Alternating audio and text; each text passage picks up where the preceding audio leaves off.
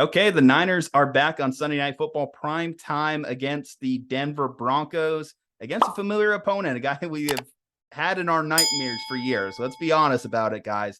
I don't rest on looking weak here when I say that Russell Wilson has given the Niners and our fan base nightmares over the last decade. You just look at the win-loss record against Seattle. It is ugly and something that I will hopefully try and ignore as we grow closer to this game. Niners do enter this game as a 1.5 favorite. Again, Russ has looked good in primetime games, though, in the past, too. That's another thing. That's another facet to this game. I guess really what I'm banking on and hoping for is Nathaniel Hackett holds him back. It just continues to Nathaniel Hackett to be a hack as an NFL head coach, because that's kind of what it's looked like through 2 weeks. Obviously, you have the loss to Seattle with the random decision, the poor decision to go for the field goal. And then they're struggling against Houston to the point where Russell Wilson's game booed, Nathaniel Hackett's game booed. They want him out Mile High. Speaking of Mile High, that's where they're playing this week. So it's interesting. Open as a 1.5 point road favorite against a team that I still think is good. I think it's still going to be corrected and be good in the overall scheme. We are catching them at a good week, though. Jerry Jeudy, he had an injury in the game. KJ Hamler, an injury. We know that they also lost Tim Patrick over the offseason. So really their wide receiving room is looking like Cortland Sutton and the Janitors. So how do you feel about this game against the Denver Broncos? We're going to beat them. We're going to go into Denver. We're going to go up into Sunday Night Football. We're going to put on a show for Chris Collinsworth and Mike Tirico. And you're just going to see a lot of Niners productivity from both sides of the ball. I'm not scared of this Denver team at all. If you're struggling against Houston, yeah, good luck against Nick Bosa, Fred Warner, and that the now improved secondary. And good luck with Jimmy G. Am I scared of number 3 wearing a different jersey? Not anymore, because we don't see him twice a year anymore. This is a different Russell Wilson. The Russell Wilson of the past would have been fine these past couple of games, but he doesn't move like he used to. I'm not scared of this Denver team at all. I expect the Niners to go in there, smack them on both sides of the ball, be the more physical team, and we're going to come out of there with the victory. No problem. Now, I still think, I mentioned the depleting wide receiving situation for the Denver Broncos. We have to also talk about our depleting running back room, though, when we go into it. We can't get on a high horse in terms of injuries. The Niners never can get on a high horse in terms of injury luck, because Elijah Mitchell obviously went down in week 1. Ty Davis-Price is actually looking good in game 2. He was actually looking solid. And guess what? The injury gods decided high ankle sprain, because you're having your successful season for the 49ers. You go down with the ankle. Trey Lance, you go down with the ankle, and ankle injuries all around. Just like Oprah just raining down prizes on the Niners locker room and giving us injuries galore. I don't know what it is at this point. Happened on Levi's.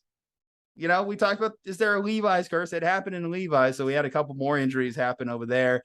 Against this Broncos team, okay, so my main concerns, when I talk about Russell Wilson, you mentioned, does he scare us anymore? Is he the same quarterback? He still can get outside the pocket. He's not as mobile as he once was. He looks a tick slower, but if he can just cause enough improvisation, then, that could cause issues for the Niners, because we've seen the Niners struggle with these type of quarterbacks, guys that can extend the play, get outside the pocket, scan the field, and just find a random open Albert, really long last name, starts with an O, in the middle of the field.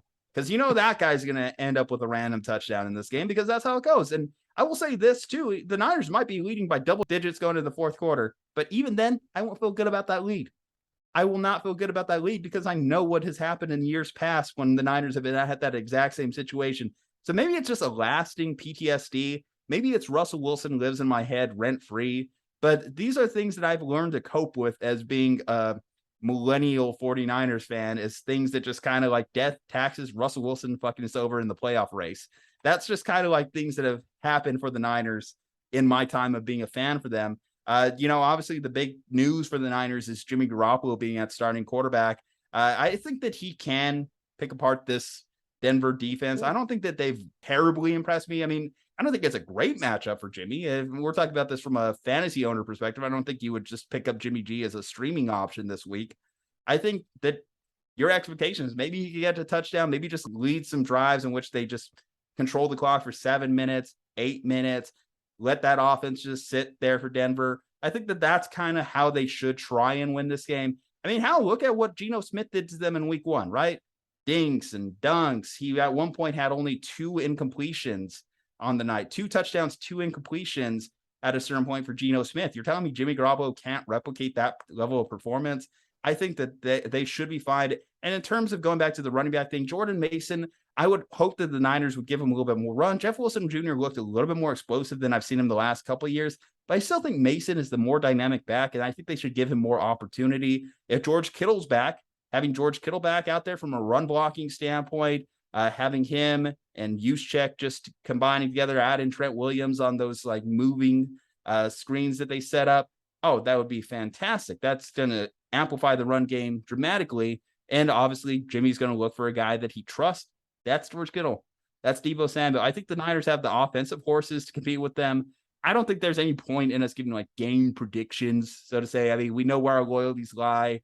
Now, if we ended up on our third quarterback or so of the season, then it becomes very easy to pick against the Niners. But let's just knock on wood and hope that that's not the case. Sunday Night Football, 1.5 point line. That's kind of like how I'm feeling about it. Any final thoughts? I'll give a score prediction, 34-20 Niners. I think the Niners go in there, take care of business. Kyle Shanahan is miles better than what Nathaniel Hackett could even dream of being right now. He needs to worry about what comes after 3. He needs to worry about telling time before he even tries to step in the same building and outcoach Kyle Shanahan, because it's not going to happen. Niners go into what do they even call that stadium nowadays? I don't even know. It's probably some corporate thing that no one even remembers by. Mile High is what we'll call it. We'll go we into don't have Mile Hines High anymore, like it's a dying, That's right. Yeah, dying whatever stadium names, we don't even have Staples anymore. Yeah, Things are changing, crypto, man, and I'm whatever. scared. Things are changing. Oh yeah, it's for the worst. But as far as this week goes, we're going to Mile High or Denver Coliseum, whatever they want to call it. We'll go in there, get a dub, see a bunch of crying Broncos fans in their orange or in their horrifically looking orange jerseys cry out of the stadium. Easy win for the Niners this week. Okay, appreciate the confidence, Jose. Hopefully you guys are as confident in the comments section. Drop below some love for the San Francisco 49ers as they go into this prime time game Sunday night. Like to see it in the comment section. Leave a like on the video. Hit that subscribe button. 49 reasons to listen to the name of the channel. 2 right here. Jose and Juju. Stay safe, happy, and healthy. We will see you next time.